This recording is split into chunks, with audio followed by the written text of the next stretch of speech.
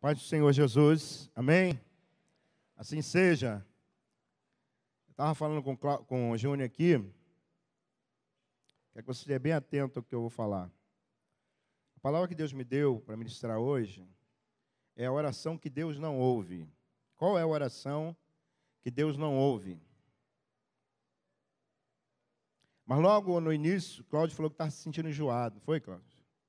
E depois que ele falou, impressionante que eu comecei a me sentir enjoado, ainda estou me sentindo enjoado também. Falei, o que é isso? Não é que ele passou para mim esse enjoo. Mas eu estava pensando, falei com o Júnior, será que não é o que Deus está sentindo? Será que esse sintoma não é um sintoma de Deus? Aí você pode me perguntar, mas será que Deus pode se sentir enjoado? O que vocês acham? Tem um texto lá em Apocalipse que Jesus fala para uma igreja que não era nem quente nem fria nem quente. Era uma igreja morna. E ele diz, eis que eu estou a ponto de vomitar. E geralmente antes de vomitar a gente se sente como? Enjoado. Então eu creio que Deus pode se sentir enjoado. Deus pode estar se sentindo enjoado pela nossa condição espiritual, da forma que nós estamos vivendo. Ele sabe. Vocês não sabem, não conhecem. Eu não conheço, eu não sei. Mas Deus sabe o meu deitar e o meu... Como está a minha vida? Como está a sua vida?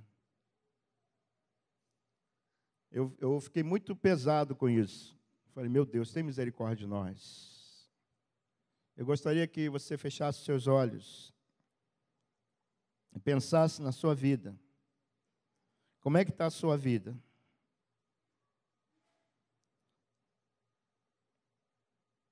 Vamos orar. Pai, eu sei que o Espírito Santo fala de diversas maneiras e tem liberdade total de falar conosco e de revelar. Eu sei que muitas vezes os profetas viviam aquilo, exteriormente, aquilo que o povo estava passando e vivendo. Eu sei que muitas vezes eles experimentaram coisas, Senhor. E eu sei que isso é possível ainda hoje, porque o Senhor está no nosso meio. O Senhor nos ama, conforme foi dito aqui, e nós não temos dúvida disso.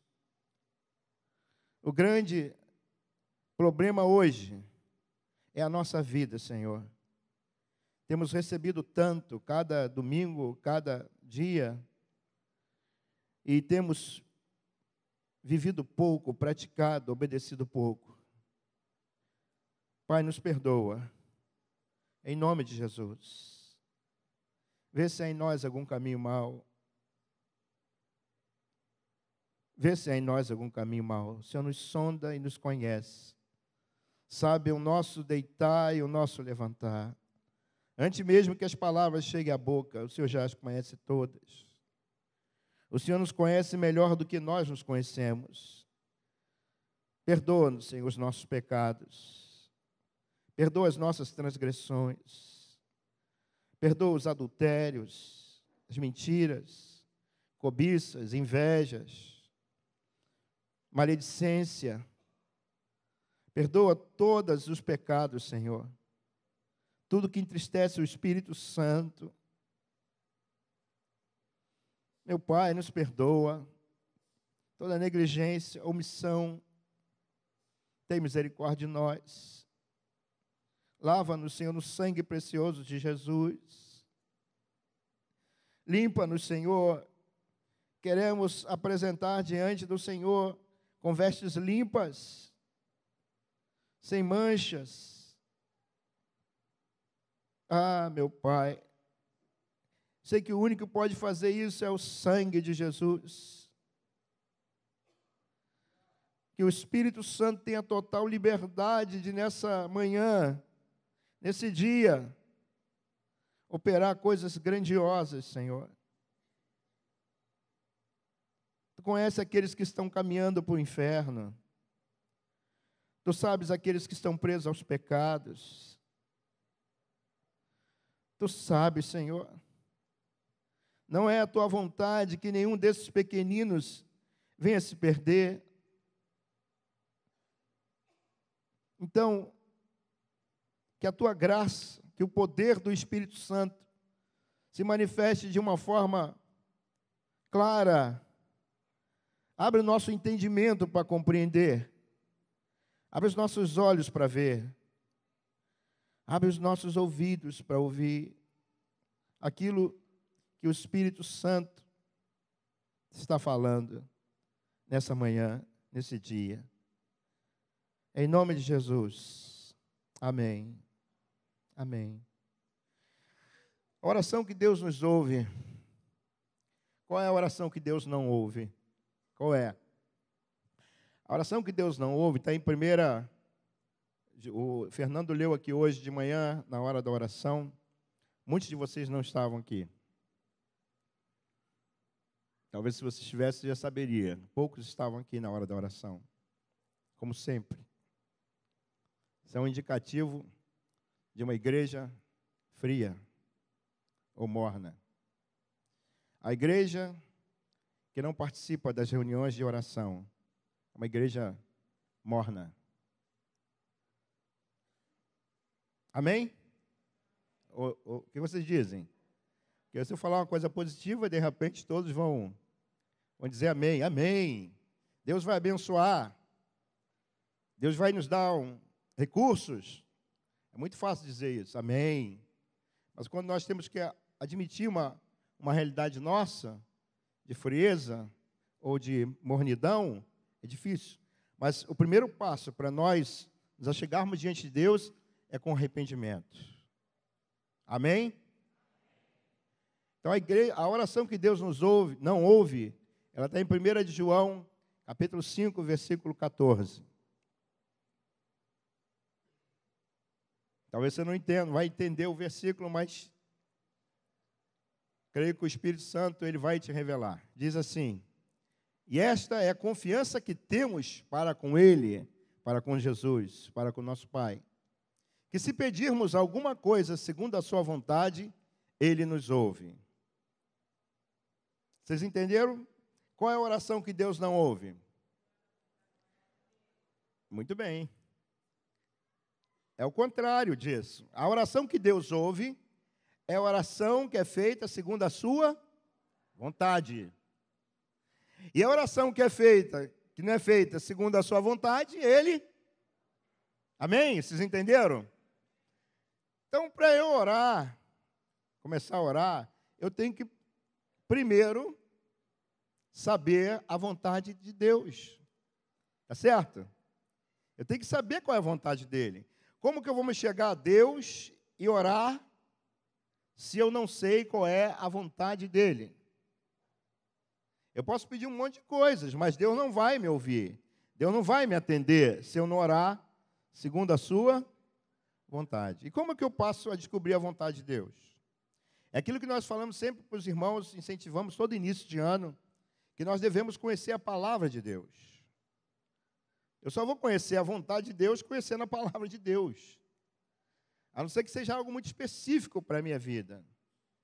Que Deus fale algo específico para a minha vida, que não tem uma relação dentro da palavra. Por exemplo, a pessoa que eu vou casar, a pessoa, o trabalho que eu vou exercer, algumas coisas que você, aonde eu vou morar, tem coisas às vezes que você não tem específico na palavra, mas aí Deus fala contigo individualmente, pessoalmente. Mas aquilo que está na palavra é aquilo que eu sei que é a vontade de Deus. Por exemplo, eu sei que vocês conhecem algumas vontades de Deus, né? Existem muitas. Mas uma delas está em Tessalonicenses, 1 Tessalonicenses, capítulo 4, versículo 3. Está muito claro ali. Pelo menos nessa versão está muito clara, né? A vontade de Deus. 1 Tessalonicenses 4, 3. Essa é a vontade de Deus. Qual é? A vossa santificação, que vos abstenhais das prostituição. Então, quando eu faço a vontade de Deus, eu vou me santificar. Amém? Estão entendendo? Tem um mandamento de Deus que é: sede santos como eu sou. É do Antigo Testamento, mas muito repetido no Novo. Sede santos como eu sou santo. É um mandamento. E para você saber a vontade de Deus, todo o mandamento de Deus, aí você escreve na tua agenda, ou na tua Bíblia, se você quiser, ou um pedaço de papel, ou no teu coração. Você pode botar assim: ó, todo o mandamento de Deus é a vontade de Deus. Todo mandamento é a vontade de Deus. Todo. Quantos mandamentos existem? Quantos? 10. Né? 10 está ali muito claro que aqueles 10 mandamentos, decálogo, está lá. Mas tem muito mais do que isso. Mas tudo se resume, como Jesus disse, né? A suma de tudo é amar a Deus sobre todas as coisas e amar ao teu próximo como a ti mesmo. Isso é a suma. Eu sei que a vontade, quando eu amo alguém, eu sei que é a vontade de Deus. Sim ou não? Eu sei, não tenho dúvida. É muito simples, irmãos. Às vezes nos complicamos e queremos complicar os outros, mas é muito simples. Então, quando eu peço a Deus: Senhor, eu quero amar, essa oração Deus ouve? Sim ou não? Por quê? Porque é a vontade de Deus. São conclusões que você tem que tirar. Às vezes a pessoa ela complica na sua cabeça por isso. Eu lembro de uma passagem bíblica, e muitas pessoas até complicam. Quando Paulo, preso, ele estava indo para Roma, num navio, e Deus tinha revelado para ele que aquele navio passaria por grandes dificuldades, até um naufrágio. E ele até aconselhou o capitão, o oficial, ele como homem de Deus, ele falou: não vamos viajar nesse navio, nesse tempo. Foi uma palavra dele antes, porque nós vamos ter problemas. Mas o oficial até via que Paulo era um homem de Deus, mas ele preferiu acreditar, e eu acho que todos nós às vezes acreditamos mais num profissional do que no próprio Deus ou nos seus servos. Porque se o capitão falou: não, vai dar para seguir a viagem. Se um piloto diz: vai dar para seguir a viagem. Se alguém que está conduzindo o carro diz: não, vai dar para ir sim. Você fica dividido. E o oficial então diz: não, embora eu perceba que você é um homem diferente, contudo, eu creio no profissional. E eles seguiram viagem. E eles foram tomados por um grande furacão, uma coisa horrível, a ponto deles ficarem vários dias sem o sol, com chuva, vento forte. Né? A gente só vê isso. Eu nunca, graças a Deus, espero nunca passar por um naufrágio ou um temporal em alto mar. Deve ser algo muito terrível. Né? E eles passaram por algo muito difícil, ao ponto de não comer, de trabalhar as 24 horas do dia. E Deus, então, traz uma outra revelação a Paulo. Ele orando, intercedendo. Porque Paulo estava naquele navio como prisioneiro, mas ele estava intercedendo. Ele orava. E ele estava orando, intercedendo pela vida dos marinheiros, dos outros prisioneiros, das pessoas que estavam naquele navio. Então, Deus revela para ele que nenhum cabelo... O cabelo ali é uma força de expressão. Claro que cabelo, a gente perde cabelo todo dia. Né? Todo dia cai cabelo. Mas ele diz: nenhum cabelo vai se perder. Ele quis dizer que nenhuma vida iria se perder. Eram 200 e poucas vidas, 270, alguma coisa. E Deus falou para ele: ninguém vai morrer nesse naufrágio. Aleluia. Glória a Deus. E num momento, quando eles já estavam chegando, se aproximando de uma ilha, os marinheiros, eles tentaram fugir do barco. Eles tinham um barco salva-vidas. Geralmente, os barcos, eles têm um barco de reserva. E eles iam fugir e deixar os outros ali. Não, embora eles estavam certos, né, de que iam salvar suas vidas, e cada um se vira, né, cada um cuida de si, não estava preocupado com o prisioneiro, até porque era um barco que tinha muita gente presa. Então, né, como o nosso conceito é o seguinte, tem até alguém que diz, né, o conceito humano às vezes, se é bandido, se é ladrão, se é assassino, antes ele, como é que a gente completa essa frase? Do que eu. Isso é a realidade, tá? Não, eu penso diferente. Tá bom, né? Deus sabe. Eles pensaram, nós somos profissionais, temos nada a ver com crime, com eles cometeram, então a gente sai fora, vai morrer, vai fazer um bem para a humanidade, todos os prisioneiros morrerem. Tá? Embora eles estivessem pensando primeiro neles. E aí Paulo vendo, percebendo aquilo, aí não foi uma revelação, foi revelado, ele viu. Ele viu que os caras estavam planejando fugir. E ele fala para o oficial, corta as cordas desse barco, porque se eles não estiverem aqui, vocês vão morrer. Aí parece uma coisa meio contraditória, né? Porque Paulo sabia que ele não ia morrer. Por que ele sabia que ele não ia morrer? Quem é mais esperto aí na palavra? Deus tinha falado com ele, que ele iria pregar em Roma. Se ele ia pregar em Roma, lógico que ele não ia morrer. Ele confiava em Deus. Quando Abraão foi sacrificar o seu filho, em Hebreus diz que ele sabia que Deus era poderoso para quê? Para ressuscitar o seu filho. Você está entendendo? Então, a pessoa que anda com Deus, que conhece a Deus, confia em Deus. Então, Paulo sabia que Deus iria levá-lo. Como? Deus pode levar a gente num navio. Deus pode levar a gente dentro da barriga de um peixe. Pode ou não pode? Já conta o nosso irmão Jonas, né? Deus pode transladar. Filipe estava pregando num lugar, daqui a pouco ele foi tomado, né? Foi transladado e já foi pregar em outro, se achou em outro lugar, pelo poder de Deus. Então, Deus não tem limites para nos levar. Deus pode nos levar, nos transladar, levar num peixe, levar de qualquer forma. Ele pode. Então, Paulo sabia que ele ia chegar em Roma. Como?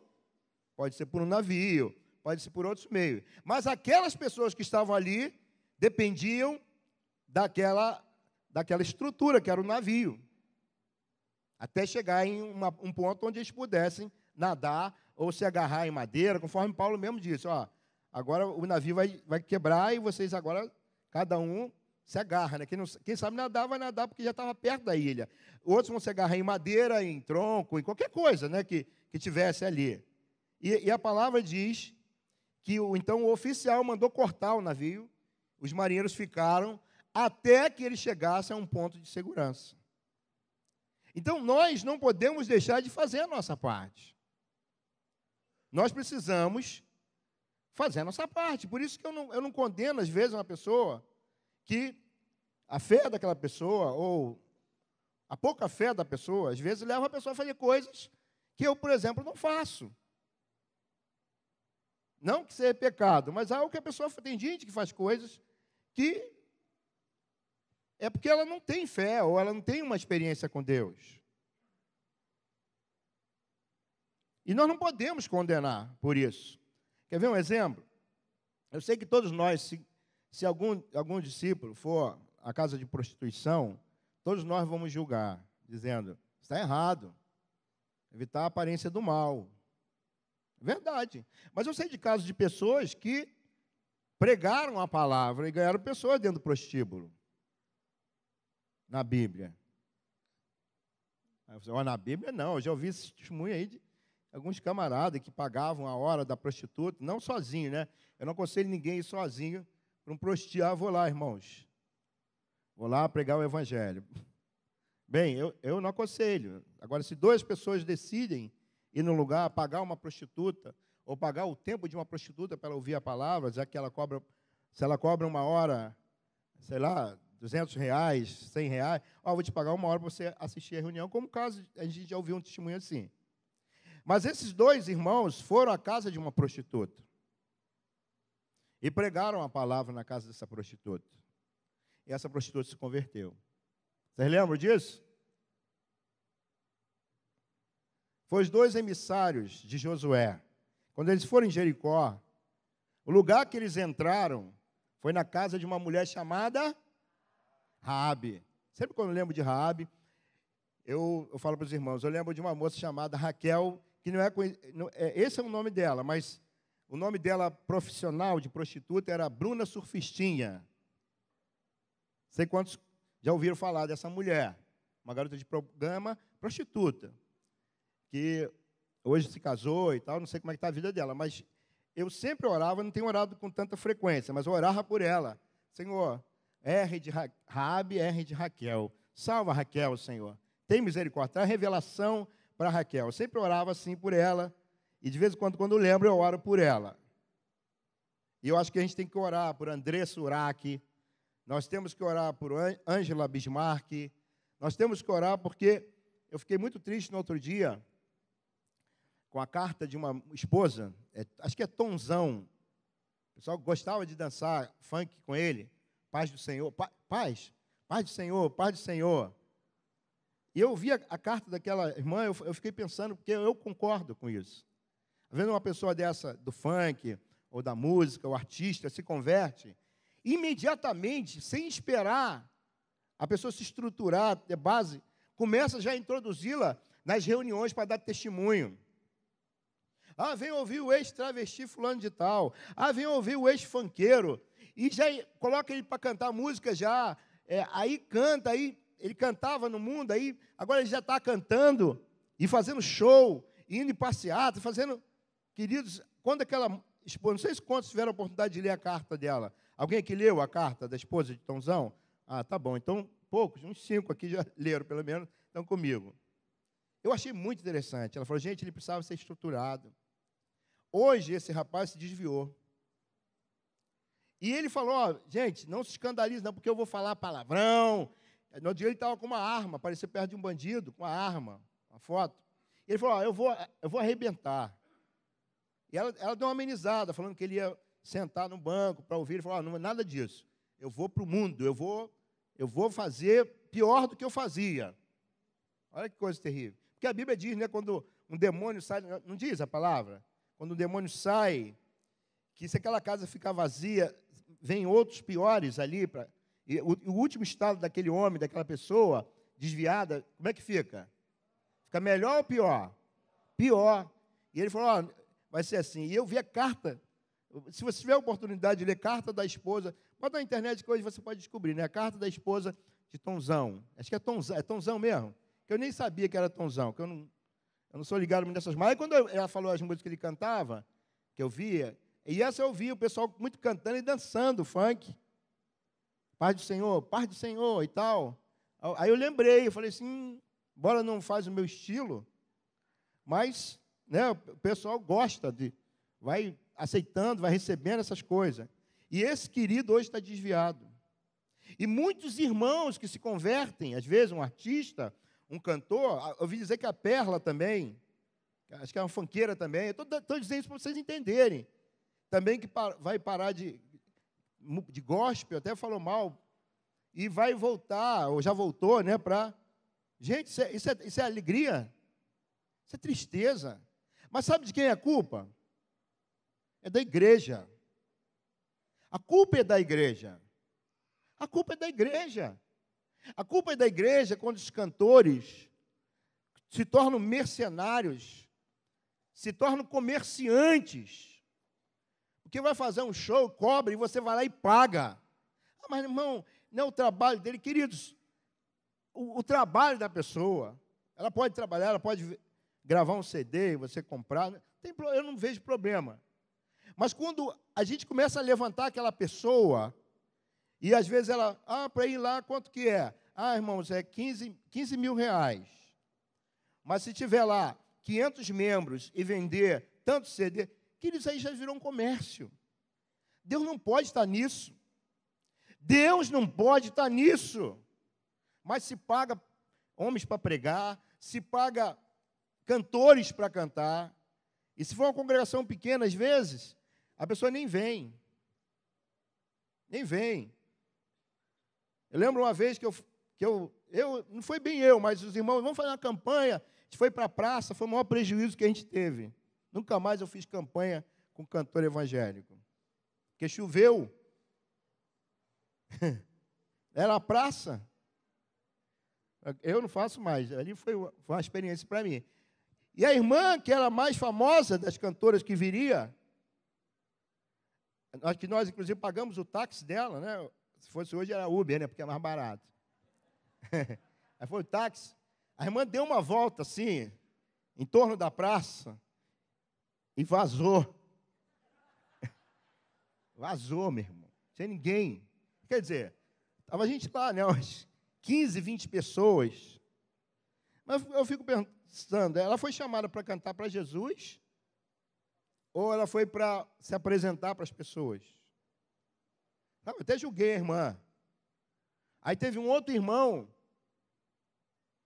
Ivan lembra, Ivan está ali, ele lembra que foi na época do Ivan, do Sérgio, de alguns irmãos lá atrás, tem anos, foi lá na praça de Realengo ali, da Capitão Teixeira. Teve um outro irmão, que esse foi, mas ele murmurou. Ele falou assim, para fulana, vocês pagaram o táxi. Eu que sou gordo, que ele era gordo. Vim de ônibus. Meu Deus, como é que Deus vai abençoar um negócio desse, irmãos? Deus vai abençoar um negócio desse? Mas nós é que somos culpados. Nós é que somos culpados. Tonzão está desviado hoje, sabe por quê?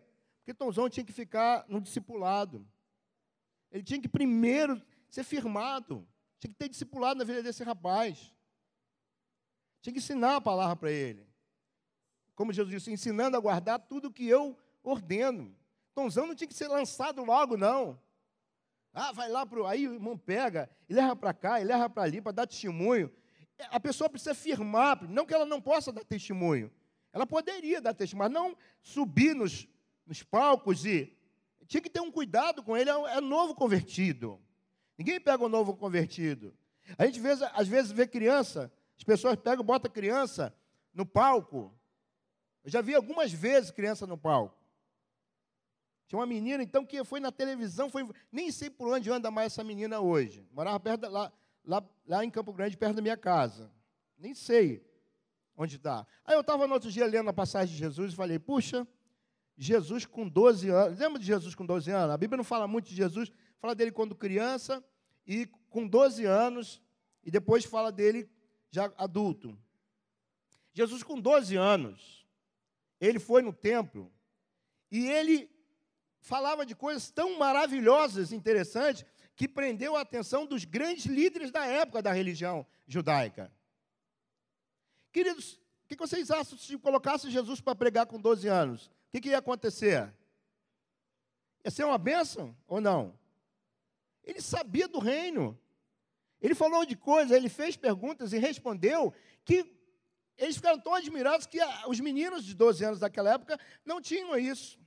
Mas por que Jesus não se manifestou com 12 anos? Por quê? Eu acho que ia atrair muito mais. Na minha ótica, se ele começa a pregar com 12 anos, ia chamar muito mais atenção. Mas por que ele não começou a pregar com 12 anos? Por que ele não se manifestou com 12 anos? Sabe por quê? Porque para tudo Deus tem um tempo. Deus determina um tempo. Eu vejo essas crianças sendo expostas. Crianças que você percebe que ainda não têm maturidade, base. Aí quando cresce, que descobre o mundo, a covardia que fizeram com esse tal de J.A. Você lembra do J.A.? É o nome artístico dele. J.A., que estão dizendo um monte de coisa dele. No dia eu vi um vídeo, ele com uma garrafa, acho que não sei se era uísque, vodka, imitando línguas dentro do carro com uma outra cantora evangélica. E eles fazendo chacota, escarnecendo.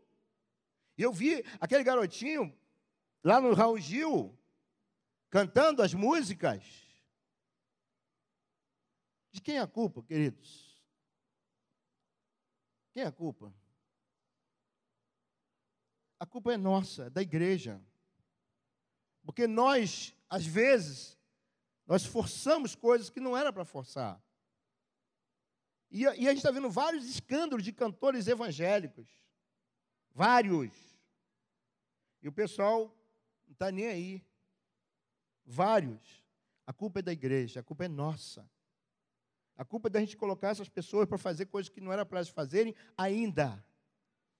Deveriam ser discipuladas, deveriam receber mais, deveriam ser acompanhadas, pastoreadas, até que chegasse a hora de Deus falar, agora você vai e faz. Está entendendo? Deus tem um tempo para tudo, queridos. Deus tem um tempo para tudo. A vontade de Deus, segundo Romanos lá, não é o segundo Romano, porque tem 2 Romanos, não. Segundo a carta, né, Paulo, naquela carta de Romanos, diz que, em 12, que a vontade de Deus é o quê? Boa, perfeita, agradável. Ou boa, agradável e perfeita. É a vontade de Deus. E nós queremos as coisas do nosso jeito. Se Deus vai me ouvir, se eu falo segundo a vontade dEle, eu tenho que buscar a vontade de Deus. Eu preciso ler a Bíblia. Eu preciso ler. Eu preciso conhecer a Deus, o meu Senhor. Eu sei que Deus quer que eu seja santo, então eu vou orar. Senhor, eu quero ser santo. Mas mais do que eu, o Senhor quer que eu seja santo. Essa é a vontade de Deus. A vossa santifica. 1 Tessalonicenses 4:3. 4:3. Então eu vou orar, Senhor, eu quero ser santo, eu tenho orado. Não é algo fácil, querido, não é algo que acontece assim, instantâneo. Não é como esse macarrão instantâneo que você bota lá no fogo, em 5 minutos você vai comer macarrão. Não é assim, demora.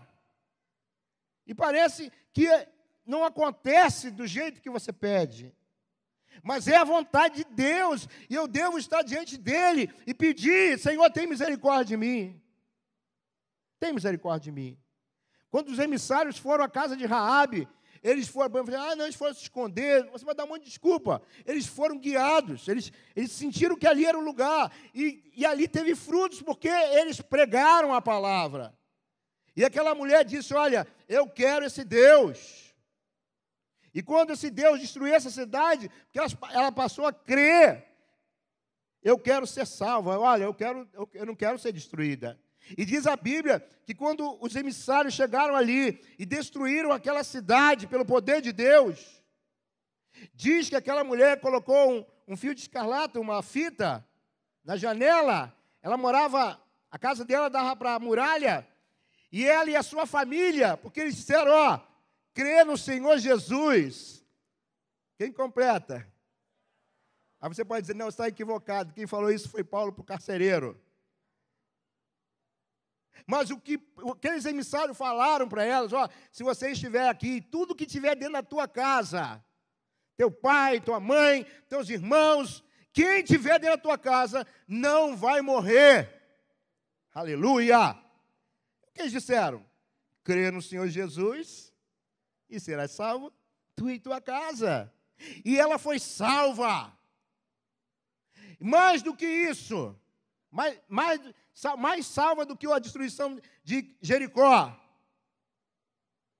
A Bíblia diz que ela se casou com um homem da tribo de Judá. E quando você lê a genealogia de Jesus, em Mateus, você vai encontrar ali um nome chamado, o quê? Raabe, R-A-A-B-E, Raabe. Ela se tornou uma das mães de Jesus, uma das ascendentes de Jesus, uma prostituta, mas Deus a salvou. Então nós não podemos determinar meios, nós não podemos enquadrar as coisas do nosso jeito. Queridos, nós temos que ser guiados pelo Espírito Santo, para isso nós temos que descobrir a vontade de Deus. Teve ocasiões no ministério de Paulo que o Espírito Santo impediu ele de pregar a palavra. Mas como é que o Espírito Santo vai impedir alguém de pregar a palavra se ele foi para isso? Não impediu de pregar a palavra, impediu de pregar naquela localidade porque ele tinha um propósito de pregar em outro local. Mas se ele não tivesse sensível ao Espírito Santo, ele, não, eu vim aqui para pregar, e quando o Senhor manda ele pregar em outro lugar, que era na Macedônia, que ele teve uma visão, vocês lembram? Que ele teve uma visão, isso aí foi um sonho. Ele falou assim, passa a Macedônia e ajuda-nos. E ele foi. E sabe o que aconteceu enquanto ele pregava a palavra, expulsava demônios? Ele foi preso, e eu tenho certeza, porque ele não estava sozinho. Tenho certeza, se eu fosse companheiro de Paulo, eu me conheço, eu falo, Paulo, será que tu teve visão mesmo? Bom, a gente estava pregando a palavra lá, o negócio estava fluindo. Você falou que teve uma visão de Deus para vir aqui para Macedônia. Logo em Filipos, nós chegamos aqui, expulsou o demônio de uma endemoniada que tinha um espírito adivinho. E agora, a gente está preso aqui, apanhamos, porque apanharam. E Paulo não falou assim, vocês vão me bater? Eu sou romano, porque ele falava isso de vez em quando. Antes dos caras bater nele, romano não podia apanhar, ser julgado, ser sentenciado sem ser julgado. E ele poderia falar como ele falou em outras ocasiões. E eu fico pensando, por que ele não falou? Se fosse eu ia puxar o meu passaporte, ia falar, eu sou cidadão romano. Claro, pô, lógico. Lógico, eu não sei se só eu. Não é? Viu? Ia dar carteirada, meu irmão. A gente fala das pessoas que dão carteirada, mas né, ele era, pô. E Silas também era. E eu não sei, se fosse, falar, Paulo, olha só. Esse cara aqui de Filipos, a tortura dele dói pra caramba. A varada desse cara não é mole, não. Então, vamos sair dessa. Mas ele apanhou calado. Sabe como é que estava Paulo? Depois de meia-noite, já tinha apanhado, estava no calabouço, estava num lugar, né, fedorento. Eles estavam meia-noite, era mais ou menos isso, né? Mais ou menos esse horário. O que eles estavam fazendo? Murmurando, dormindo. Dá 3 alternativas: murmurando, dormindo ou muito chateados. Nenhuma das 3. Eles estavam cantando e orando. Cheio de ferida, cheio de dor, cheio de vergão, cheio de tudo que não presta. Mas estavam cantando e orando. Não estavam numa reunião igual a nossa. Cantar aqui, irmão, é uma beleza. Tem instrumento, tem ventinho, fresquinho. Cantar aqui e orar é moleza. Nos inspira, né? A gente fica até inspirado. Mas numa situação como aquela, tinha tudo para fazer tudo, menos cantar e orar. Mas era exatamente o que eles estavam fazendo. Eles estavam na expectativa. O que Deus quer fazer? Qual é a vontade de Deus? Eles não sabiam ainda. Eles não sabiam ainda. Mas diz a palavra que Deus, irmãos, quando nós louvamos a Deus, quando nós oramos em meio às dificuldades, e nós deveríamos dar graças a Deus pelas dificuldades, porque são nelas que Deus se revela, se manifesta. Mas é o contrário, nós logo pedimos para sair. Senhor, abre as portas. Podiam estar fazendo isso. Senhor, nos liberta dessa prisão. Mas a oração acompanhada de louvor significa que eles estavam na expectativa da vontade de Deus. O que o Senhor quer fazer? O Senhor é grandioso. O Senhor sabe o que faz.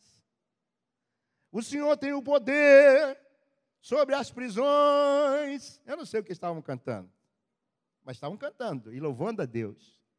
E aí, Deus manda um terremoto. Pelo menos 2 vezes, teve vários terremotos na Bíblia, mas pelo menos tem 2 que muito significativos. Um quando os irmãos apanharam e oraram a Deus e pediram ao Senhor. Não pediram para Deus livrá-los. Lembra de Atos? Acho que capítulo 4. Que eles foram orientados pelas lideranças, Pedro e João, não fale mais nesse nome, não quero que você fale, se falar vai ter problema. E eles foram orar e disse, soberano Deus, Criador dos céus e da terra. E no final eles falam assim, Senhor, dá aos teus servos coragem para pregar o Evangelho. Enquanto tu estende as mãos e opera curas e sinais. Diz que eles acabaram de orar. O que aconteceu com aquele lugar? Veio um terremoto e eles foram cheios do Espírito Santo. E quando Paulo e Silas cantavam e oravam em meio à luta, Deus mandou um terremoto e as portas das prisões se abriram. E eles fugiram. Opa, não, aí não. Eles não fugiram. Eles não sabiam qual era a vontade de Deus ainda. Enquanto você não sabe qual é a vontade de Deus, não entre ou não saia. Você já sabe qual é a vontade de Deus? Não tome nenhuma atitude. Espera porque Deus vai mostrar. E o carcereiro, percebendo que as portas das prisões todas, das cadeias, estavam abertas, ele raciocinou, como qualquer um aqui faria. Ele pensou assim: os prisioneiros fugiram. Mas não foi isso que aconteceu. Estava todo mundo com medo. Menos Paulo e Silas, porque eles estavam aguardando do Senhor. Mas os outros ficaram com medo. E ele diz: olha, não se mate, porque ele já ia se matar, porque sabia que ia morrer de uma maneira pior. Então ele falou: vou antecipar, vou me matar. E aí ia fazer um suicídio ali. E Paulo, vendo isso, percebendo: não faça isso, porque não fugiu ninguém, está todo mundo aqui. E naquela mesma noite, diz a palavra, que aquele homem, varão, carcereiro, chamou Paulo e Silas, cuidou deles, e ouviu a palavra, e aí ele faz a pergunta, e é onde a gente tem essa palavra, né, do Espírito dada a Paulo para eles. Fala: e aí, o que eu faço? Ele falou: crê no Senhor Jesus, e aí? Será salvo tu e tua casa? E diz que naquela mesma noite, madrugada já, que todos foram batizados daquela casa. Queridos, qual era a vontade de Deus? O que vocês acham? Salvar quem? Ele quer a Bíblia diz em 1 Timóteo, diz que o desejo de Deus é que alguns homens sejam salvos. Tem certeza disso, gente? Eu não vou botar o texto não, mas depois você pode verificar, está no capítulo 2 de 1 Timóteo. O desejo de Deus é que todos sejam salvos. Mas especificamente, Deus tinha dado uma revelação para ele, e era um varão da Macedônia, e eu creio, eu penso, que esse varão que pediu: passa a Macedônia e ajuda-nos. Eu penso, muitos outros foram salvos, lógico, mas eu penso que essa revelação era para aquele carcereiro. E aquele carcereiro só podia ser salvo se 2 discípulos de Jesus fossem presos, espancados, e em meio à luta, ao invés de murmurar, de reclamar, de amaldiçoar, cantasse e orasse. Deus, a vontade de Deus era salvar o carcereiro e a sua família. Mas quem ia pregar para o carcereiro? Quem ia anunciar as boas novas para o carcereiro? Eram 2 servos que estavam querendo fazer a vontade de Deus. Às vezes um servo de Deus vai para o hospital, é internado, a falar assim: mas Deus não quer que ninguém fique doente. A vontade de Deus é nos dar saúde, e é verdade. A vontade de Deus é ou não é? Teve um apóstolo que disse: fulano, acho que era Enéas, Jesus Cristo que dá saúde, e é verdade. E agora nós vamos orar de novo, hoje ainda, pela Camila. Não sei se vocês lembram da Camila. Quem está orando de verdade, gente? Se tiver, levanta a mão. Só para eu saber de uma coisa, porque o Espírito Santo está me comunicando algo. Quem está orando pela Camila ainda? Poucos irmãos. Poucos. Porque alguns não estavam aqui, é possível, então não sabem da história da Camila. E alguns estão orando. Mas, querido, tem pessoas que vão ouvir a palavra através do teu sofrimento. Você crê nisso? Você crê que nesse sofrimento que você está passando hoje, ele tem uma razão de existir? Você sabe disso? Deus não permite o sofrimento se não for para aperfeiçoar, se não for para glorificar o nome dele na sua vida. O aperfeiçoamento, o sofrimento, ele precisa glorificar a Deus. Glorificar a Deus no vosso sofrimento. Glorificar a Deus nas dificuldades que você está passando, nos teus limites. Paulo disse: vou me gloriar nas fraquezas, porque o poder de Deus se aperfeiçoa na fraqueza. O que vocês acham que é fraqueza? O que vocês acham? Fraqueza não é pecado. Não é pecado, irmãos, essa é a minha fraqueza. Eu julgo as pessoas, isso é pecado. Irmãos, essa é a minha fraqueza, eu não consigo falar a verdade, eu minto. Isso não é fraqueza. Fraqueza é limite. É aquilo que você não pode fazer, que até gostaria. Você está limitado. Como o mar está limitado, vai e vem. Uma vez eu preguei isso. Você quer ser um mar normal ou você quer ser um tsunami? Tsunami traz destruição. O mar normal traz beleza, né? Traz paz. Você vai no mar, fica olhando. Vai e volta, vai e volta. Você olha para o infinito ali. É uma coisa muito bonita. Mas um tsunami, quem quer ficar perto de um tsunami? O que você quer ser? Um mar limitado ou quer ser um tsunami? Então você deve se gloriar nas suas fraquezas. Deus impõe limites. Deus pode julgar essa causa? Pode. Deus pode resolver esse problema? Pode. Mas se até aqui Deus não tem feito, glorifica a Deus. Ora! Senhor, o que o Senhor quer com essa situação que eu estou passando? Porque na vida de Paulo e Silas, foi salvar uma família, que ninguém teria acesso praticamente para ir lá pregar. E eles só foram porque eram presos. Às vezes no hospital, porque ir lá pregar no hospital é uma ordem, Jesus mandou visitar os doentes. Mas uma coisa é você chegar lá bom, você chegar lá saudável, e prega, e você fala, ó, Jesus te abençoa, tá? E a pessoa, às vezes, revoltada com Deus, fala assim, ele é mole, se ele soubesse o que eu estou passando aqui, para ele é mole vir aqui visitar. Pode acontecer isso? Pode. Mas imagina se você estiver numa cama do lado dele, recebendo injeção, igual ele,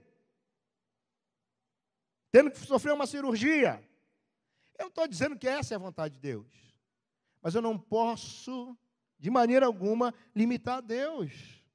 Porque muitas vezes ele vai ouvir você, porque fala, pô, esse cara está aqui, está com diagnóstico, mas eu vejo nele algo diferente. Ele ora, ele canta, ele está alegre, mesmo em meio ao sofrimento, ele é diferente. Quando nós temos uma reação diferente, quando todos iriam murmurar, quando todos iriam gritar, quando todos iam apanhar, como Jesus na cruz, um dos ladrões percebeu, porque no início eles estavam da mesma forma. Diz a palavra que eles eram ladrões, e não tem ladrão bom e ladrão mau, todo ladrão é mau. Ah, esse é bom, é o bom ladrão. Pode chegar ao cúmulo de alguém fazer uma tradução da Bíblia e botar assim, Jesus e o bom e o mau ladrão. Isso é o cúmulo do ridículo. Ladrão estava morrendo na cruz porque era mau. E ele era mau. Ele mesmo falou, ó, eu estou aqui por quê? Por que eu estou aqui morrendo aqui na cruz? Falou para o outro. Nós estamos aqui por quê? Porque nós somos maus, nós somos bandido. Lugar de bandido é na cruz. É pena de morte. Ele chegou a essa conclusão. Mas ele observou que Jesus, como ele, estava sofrendo o mesmo tipo de sofrimento. Não era diferente. Mas Jesus estava ali. Ele falou ao Pai, eles ouviram. Pai, perdoa porque eles... E no coração deles estava a maldição toda. Você vai morrer também, seu miserável. Me pregou. Eu desejo que você caia no buraco. É assim que as pessoas fazem na hora da morte. Quando estão morrendo e pela mão de alguém, a pessoa amaldiçoa o outro. Mas Jesus estava ali, Pai, perdoa porque eles não sabem o que fazem. Jesus pastoreou João e Maria. Ô, João, cuida dela, tá legal? Maria, ó, tá aí o teu filho. Tem trabalho para você fazer. Eu estou indo, mas tem trabalho para você fazer. E ele foi pastoreando, pregando, falou algumas coisas tão maravilhosas. Que aquele louvor, aquela vida de submissão, aquela vida de entrega à vontade de Deus, porque quando Jesus olha, ele diz, Pai, eu peço, se for possível, me afasta do cálice, e o cálice pode ser muita coisa, e o sofrimento também podia estar incluso ali, mas ele diz, Pai, afasta, mas não seja feito o quê? O quê? A minha vontade, mas seja feito o quê? A sua vontade. E a oração que é feita segundo a vontade de Deus, Deus ouve. Jesus estava adorando a Deus, estava louvando, não murmurou, não abriu a sua boca, diz a palavra, mas como uma ovelha muda foi ao matadouro. Impressionou aquele homem. Sabe por que aquele homem foi salvo? Sabe por quê? Não foi porque viu Jesus em cima de um cavalo branco, no trono, reinando. Aquele homem viu Jesus na cruz. Aquele homem foi ganho pelo sofrimento de Jesus. porque ele fez a vontade de Deus. O carcereiro foi ganho pelo sofrimento de Paulo e Silas. Não tenho dúvida. Queridos, a vontade de Deus, quando você orar segundo a vontade de Deus, peça ao Senhor: Senhor, eu quero saber qual é a tua vontade. Mas se você não sabe ainda, vai orando e vai louvando a Deus. Se especificamente você não sabe, eu sei que a vontade de Deus é que eu seja salvo. Sabe qual a outra vontade que Deus tem? 1 de Pedro, capítulo... Segunda de Pedro, eu dei a referência para a irmãzinha, é 2 de Pedro 1,4. Olha que coisa maravilhosa.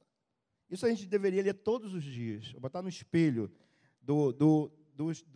botar no espelho lá do banheiro, que a gente se olha para pentear o cabelo, né? Geralmente, quando vai pentear o cabelo, só uma pessoa que não tem mais cabelo, então ela não vai pentear o cabelo. Olha, mas quem tem cabelo, né? Ou se maquiar, ou escovar o dente, geralmente tem um espelho em frente. Geralmente no banheiro, sempre o banheiro tem espelho. Então, se isso pudesse ser colocado, né, num quadrinho, não sei onde você olha todo dia. Olha que coisa maravilhosa. Ele fala algumas coisas, e depois ele diz assim: nas quais têm sido doadas as suas preciosas e muito grandes promessas. As promessas de Deus são preciosas e grandes, para que por elas vos torneis o quê? Coparticipantes de quê? Da natureza divina, livrando-os da corrupção das paixões que há no mundo. Deus tem uma promessa de nos fazer participantes da natureza divina. Ele tem nos prometido a vida eterna. O que é a vida eterna? É a vida de Jesus. Não é só a vida longa, sem fim. Vida eterna não é só a vida sem fim, mas é uma vida de natureza de Jesus. Ele disse: eu dou vida, mas vida o quê? Com abundância. O que Deus quer nos dar é a vida eterna, é a vida de Jesus. É ser como Jesus.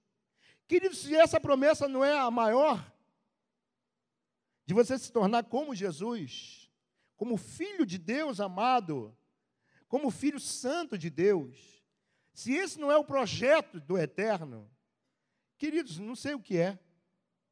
Deus não está preocupado, ou Deus não se preocupa, mas Deus não está interessado em saber se você é médico ou é pedreiro, tem gente que se preocupa com isso.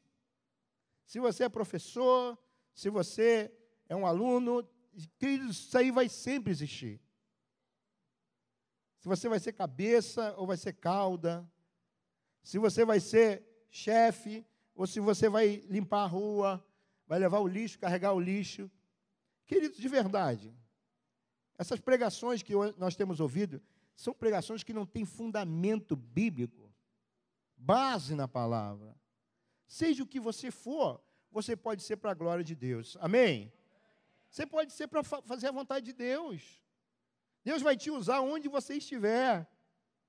E a promessa de Deus, essa sim, é uma promessa eterna. Ser participante da natureza. E eu viajo, irmãos. Tem promessa que eu viajo.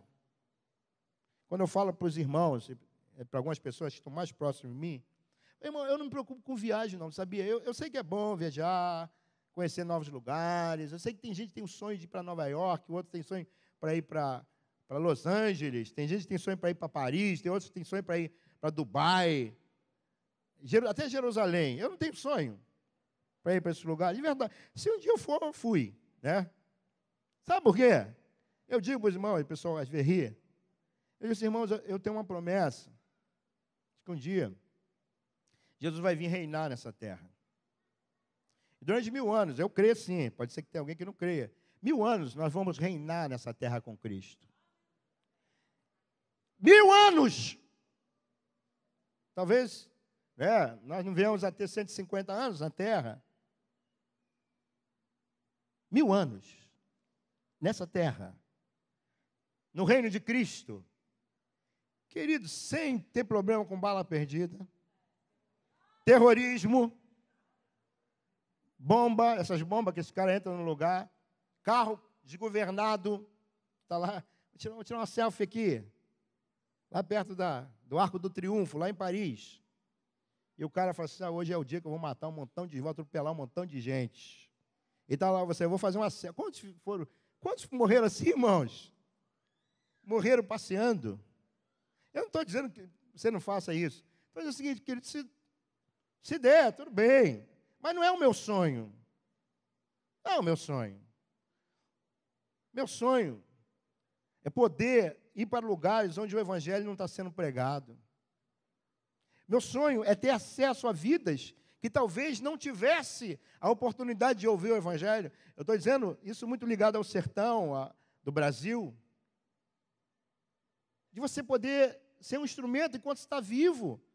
Porque depois, irmão, vai ser a glória.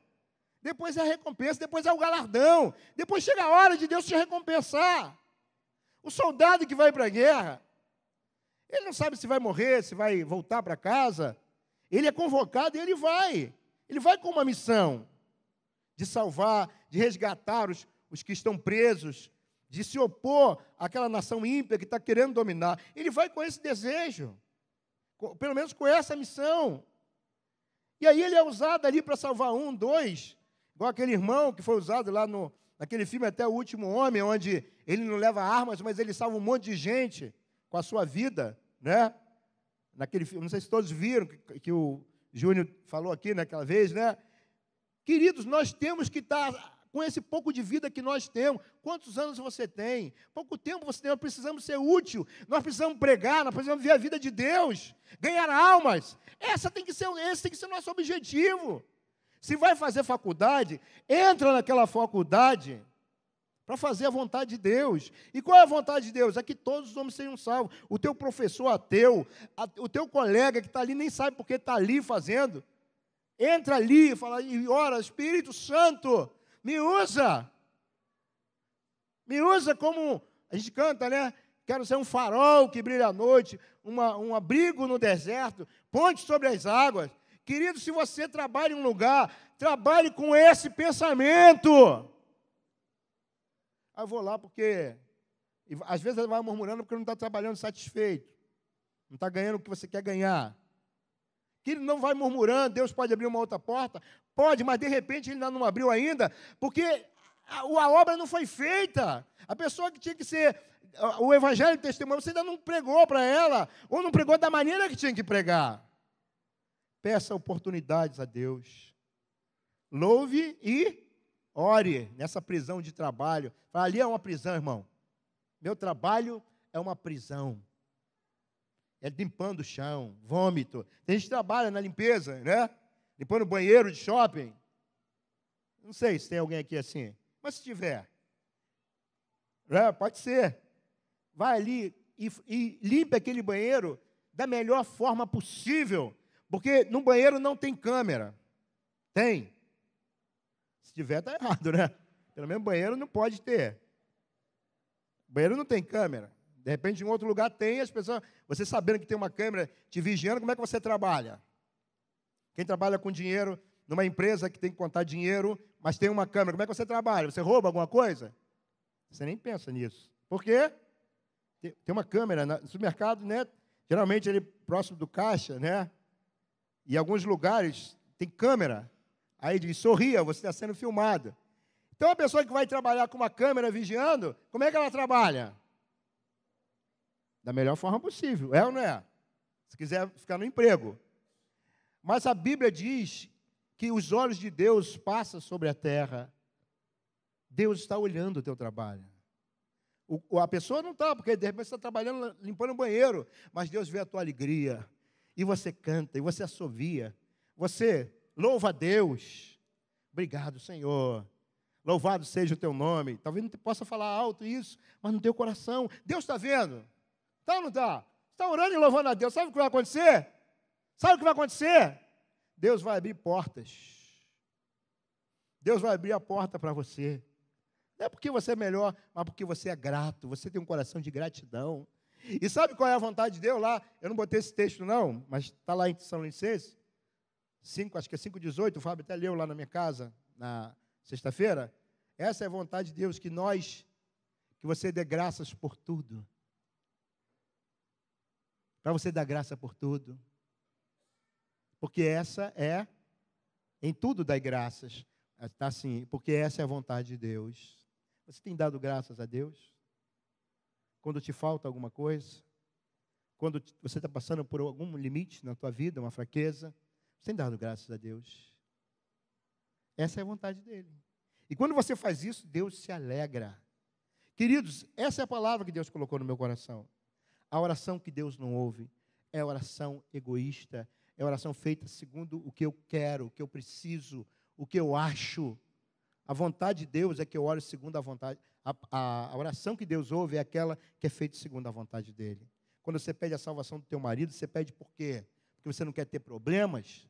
Porque você não quer dividi-lo com uma adúltera, uma prostituta, é isso? É isso que você ora para ele ser salvo? Para ele não adulterar mais? Ou você está orando para ele ser salvo porque você não quer vê-lo no inferno? Porque a vontade de Deus é salvá-lo. Porque tem coisa que vai me beneficiar. Então eu oro, é muito fácil orar.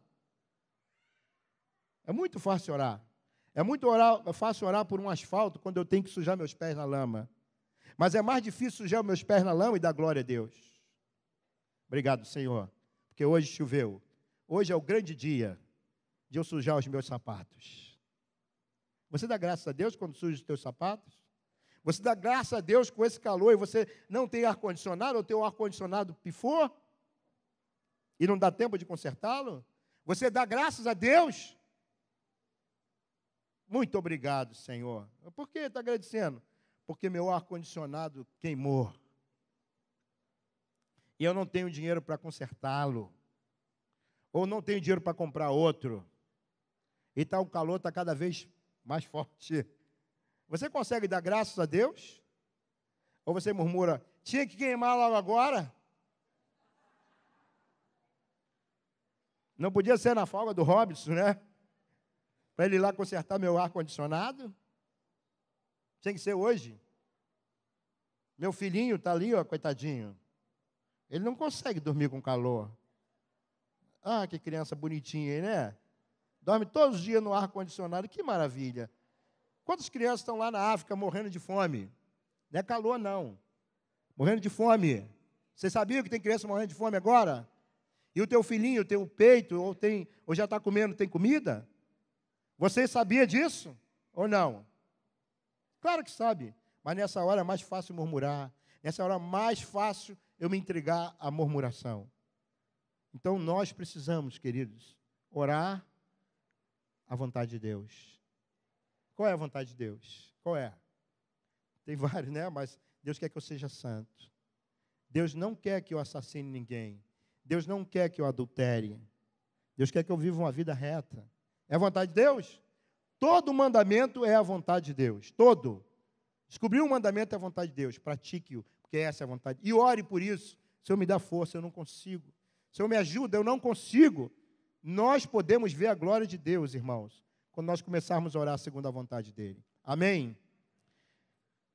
Tem que parar. Mas eu ainda, sentado aqui, dá para falar mais uma hora. Mas não vou fazer isso, porque eu sei que vocês não... Um ou outro vai absorver ainda. Eu não pretendo falar mais do que isso. Mas eu quero que você depois reflita, se você quiser. Geralmente, está sendo transmitida hoje? Que a gente esquece, né? Mas você que está me ouvindo, né? Às vezes tem sempre lá uns 5, 10, né? Tem muita gente não. Mas o bom é que depois a pessoa vai poder ver, vai ouvir essa palavra, ver, né?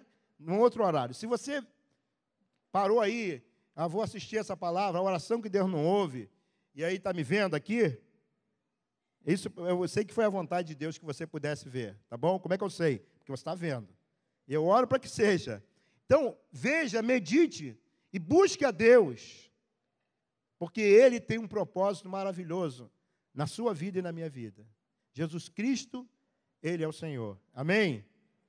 E se você um dia quiser estar conosco, tá bom? Vai aparecer o endereço. Deve aparecer, né? Não vamos deixar mal não, hein, gente? Vai aparecer o endereço aí, domingo de manhã, para a gente dar um abraço. Geralmente, todos os domingos nós estamos aqui, né, de manhã. Você pode vir, tá bom? E falar, olha, eu ouvi a palavra, ou ouvi a outra palavra, e eu quero entregar minha vida a Jesus. Faça isso, porque essa é a vontade de Deus, que você entregue sua vida a Jesus. Amém? Vamos orar, queridos? Eu não sei quantos estão sofrendo aqui. Fala assim, todos estão sofrendo. Eu sei que todo mundo está sofrendo. Mas tem sofrimento, como o da Camila, que é um sofrimento muito complicado. A Camila é uma jovem senhora, ela tem 28 anos, parece. 28 anos. Mãe de 4 filhos, né? Começou a ser 2 grandinhos. Ela foi eu vi ela passando para lá. Ela tem 2 filhos maiores, assim, adolescente, e tem 2 pequenininhos. E nós oramos por ela uma vez aqui no presbitério, mas ela estava muito cheia de esperança, porque ela ia submeter a um tratamento. E eu sei que às vezes a gente, né, a nossa esperança, né, tem uma quimioterapia, uma radioterapia, um remédio e tal. Tem gente que nem ora, já toma um remédio, porque sabe que remédio alivia a dor, nem ora. A gente já sabe até o remédio, o nome. Você já até passa a formação para os outros. Estão acostumados a estar com aquele remédio, nem ora. Mas eu recebi a notícia, depois que ela submeteu a alguns tratamentos, que ela foi desenganada. O médico falou, não tem mais jeito para você. Tá? Quando o médico fala isso, você já sabe, né, como é que o coração fica. E a irmã me passou isso, a Inês e a Cristiane, que estão cuidando dela. Ela hoje está vinculada conosco. No dia que... Quantos estavam aqui quando a Camila veio aqui receber a oração? Poucos, irmãos. Não é possível. Tinha tanta gente naquele dia. Mas eram poucos. Ela veio aqui, porque eu falei assim, Deus falou comigo, olha, apresenta ela para a igreja, porque eu quero provocar na igreja compaixão. A igreja precisa de compaixão. A Camila está vindo? Nós vamos orar por ela e por mais alguns, mas ela está vindo aí. Compaixão, foi a palavra que Deus falou. Ele falou 2 coisas. Uma era compaixão, provocar em nós compaixão. A igreja precisa ter compaixão. A Camila está vindo aí. Para quem não conhecia, quero apresentar a vocês Camila. Né, Camila? Fica aqui na frente, aqui com a Cris. Eu estou falando de você, tá? Fica triste comigo não, tá? E Deus falou assim, olha, apresenta ela para a igreja ter compaixão. Esse era o sentimento que Deus queria ver na igreja. Porque fé nós temos, queridos, nós temos fé. Quantos milagres, quantos testemunhos a gente tem? Nós temos fé. A fé pode ser grande ou pequena, mas nós temos fé. Nós estamos aqui hoje pela fé, amém? O justo anda pela fé. Mas muitas vezes nós não temos compaixão. Jesus era movido de compaixão. Eu falei, gente, a família tem 4 filhos, 2 pequenos. E nessa época, ela já estava até assim, meia sem esperança. E naquele dia que nós oramos aqui, pomos as mãos, a Camila parecia que estava morrendo. Acho que ela já tinha entregado a vida dela, não sei. A impressão que eu vi a Camila. No outro domingo, quando eu vi a Camila, que ela veio, eu falei, não é a mesma pessoa. Ela estava muito bem. E a gente acaba descansando e para de orar. Queridos, ganhamos uma batalha, mas a guerra continua. Amém? São 7 tumores, não é isso? 7 tumores. Meu Deus. Queridos, eu sei que se a pessoa tiver compaixão, ela vai jejuar por isso. Quantos jejuaram por isso? Foi feita eu sei que foi feita uma lista de oração e jejum, uma escala, e a gente tem procurado manter, mas é pouca gente. Mas quem veio naquele dia, se tivesse realmente assumido um compromisso com Deus, queridos, eu não sei qual é a vontade de Deus, no sentido de o que vai acontecer. Mas uma coisa eu sei, ele disse, pede-me e eu te darei. Tudo que você me pedir segundo a minha vontade, eu vou fazer. Queridos, eu posso arrazoar com Deus, eu posso conversar com Deus, Ele me dá essa liberdade, dizer, Senhor, dá vida a Camila. O único que pode dar vida para Camila é o Senhor. Não tem mais remédio, não tem mais tratamento. 2 coisas Deus falou, compaixão, e para que nós pudéssemos cooperar, ajudar com ela, para que ela pudesse ter um outro tipo de alimentação. Procurar uma alimentação mais natural. Eu sei que essas coisas não são baratas, são coisas caras. Então, 2 coisas que Deus falou comigo. Mas a compaixão precisava entrar no meu coração. Mas o tempo vai passando e a gente para de orar como convém. Então eu quero hoje aqui, abrindo meu coração do que Deus falou comigo, nosso compromisso como igreja está orando pela Camila. Não orando agora, Mas continuar orando, perseverando em oração por ela. Porque muito pode, por sua eficácia, a súplica de justo. Quando dois concordarem a respeito de qualquer coisa que pedirem. Eu participei de um eu não sei se ele está aí, o seu Elton e a Verônica, está aí? Ah, ele está ali, glória a Deus. Eu participei do batismo dele, da sua filha. Foi sábado passado? Foi dia 13, né? Dia 13?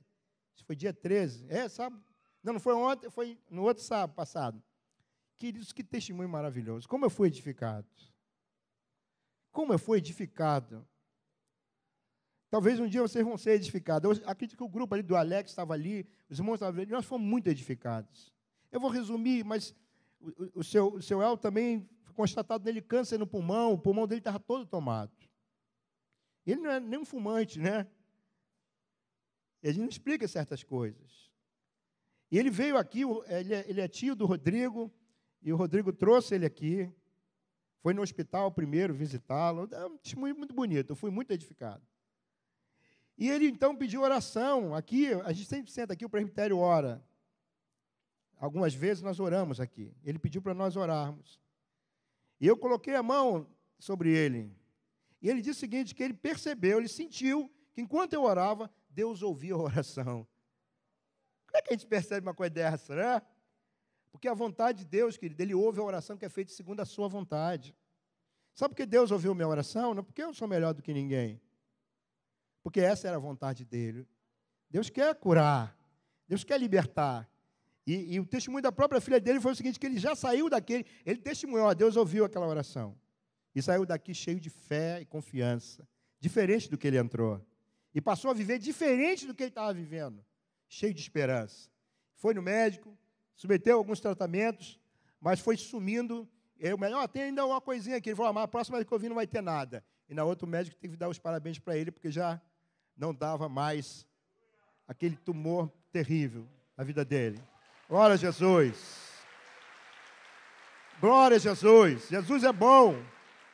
E sábado, no dia 13, ele e a sua filha foram batizados ali na sua casa. Aí, meu irmão, aí é glória a Deus, né? Eu fiquei dando a semana toda glória a Deus, muito alegre, ainda estou muito alegre. E a Camila também, da mesma forma, não é diferente dele, Deus a ama. O poder dele ainda é o mesmo.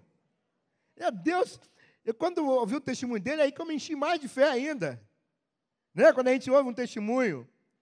Mas Deus pode, queridos. Esses 7 tumores podem desaparecer da vida da nossa querida. Por que não pode? Só tem uma coisa que impede, é a incredulidade. Mas se nós cremos, e se nós formos envolvidos com compaixão aqui nessa manhã, a glória de Deus se manifesta, queridos. A glória de Deus se manifesta. E eu quero te convidar agora, nós vamos orar. E tem mais alguém passando por algum sofrimento aqui? Sofrimento mesmo, como a Camila. A Camila está passando por um sofrimento. É sofrimento, irmãos, estou com sofrimento aqui. Porque todo mundo sofre, todos nós temos problema, mas um sofrimento assim que está te abalando, que está... Você não está entendendo o porquê desse sofrimento. E você quer saber qual é a vontade de Deus. Tem alguém passando por algum sofrimento aqui? Levanta a mão, só para eu saber. Não tem ninguém, é todo mundo... Que bênção, não tem ninguém sofrendo. Ô, coisa boa. Tem? Então vem aqui, minha querida, vem aqui também. Você está passando por um sofrimento. Vem aqui em nome de Jesus. Está alguém sofrendo? O que a Bíblia diz? Faça oração. Nós temos que orar, queridos. Isso. Deus, ele vê o seu sofrimento. Deus vê o seu sofrimento. Vê o sofrimento da Camila. Celeida também, né, Celeida? Tem passado também por um sofrimento. E a irmã dela também, Albinha, está passando por uma grande luta com câncer. De repente você não está, mas tem alguém que você conhece que está passando por um grande sofrimento, uma grande luta, que só Jesus pode fazer um milagre? Tem?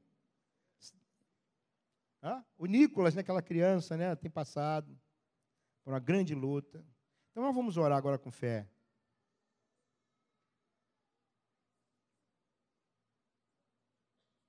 Ela está aí?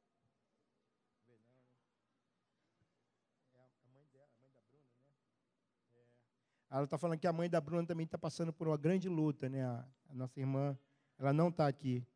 Mas se tiver alguém aqui, queridos, ou que você quer, nós podemos orar com compaixão, que haja compaixão em nós.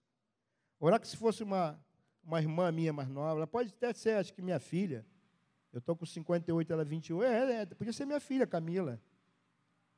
Podia ser minha filha. Como eu estaria sentindo se ela fosse minha filha? Como você estaria sentindo se ela fosse sua filha ou sua irmã? Como seria o teu sentimento, querido? Seria de compaixão?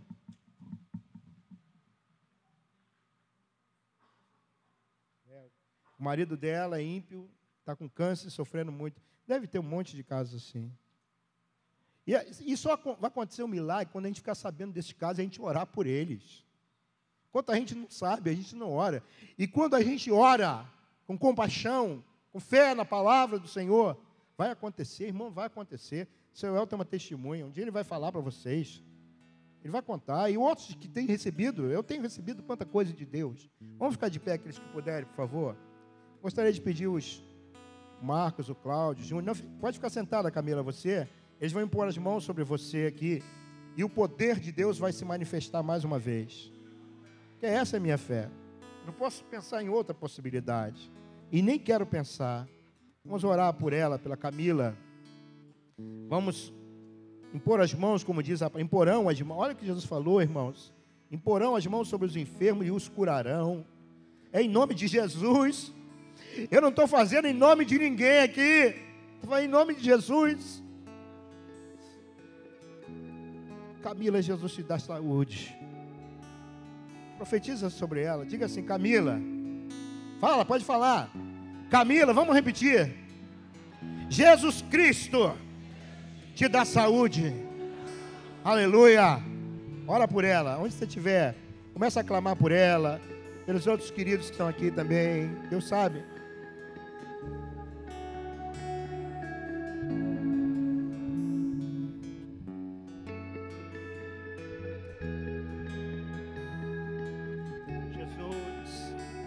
Jesus, Filho do Deus vivo, tem misericórdia de mim. Jesus, Filho do Deus vivo, tem misericórdia de mim. Tem misericórdia, Senhor. Jesus, Filho do Deus vivo, tem misericórdia de mim. Tem misericórdia da Camila. Tem misericórdia da Lúcia. Tem misericórdia desse homem que está com câncer e sofrendo muito. Tem misericórdia dessas vidas que estão aqui por elas ou por alguém. Jesus, o Senhor pode ressuscitar, o Senhor pode curar, o Senhor pode purificar. Até alguém que está em casa, até alguém que vai ver essa ministração depois. Jesus, tem misericórdia, tem misericórdia.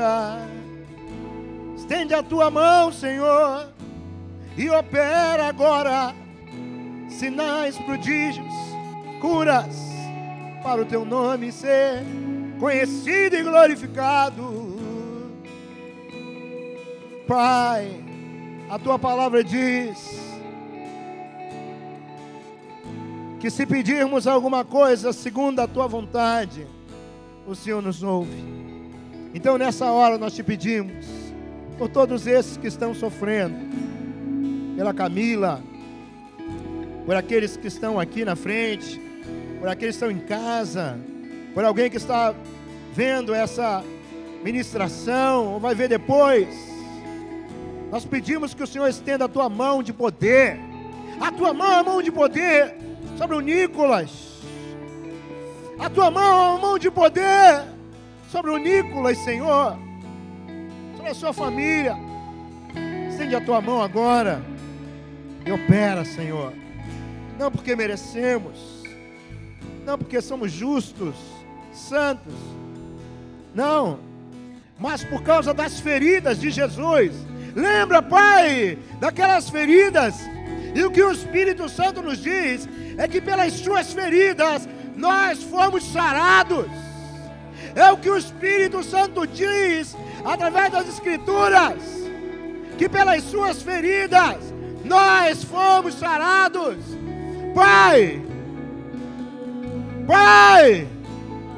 Aba, pelas feridas de Cristo, Camila foi sarada, a Lúcia, o Nicolas, seu Elton, as pessoas que estão aqui, esses pedidos que estão aqui, essas causas que estão aqui escritas nesses pedaços de papel. Senhor, nós estamos te pedindo agora, Senhor, estende a tua mão, que a virtude, o poder do Espírito Santo se manifeste. Tumores saiam agora, desapareçam, tumores em nome de Jesus, desapareça agora, assim como aqueles espíritos saíram de Maria Madalena.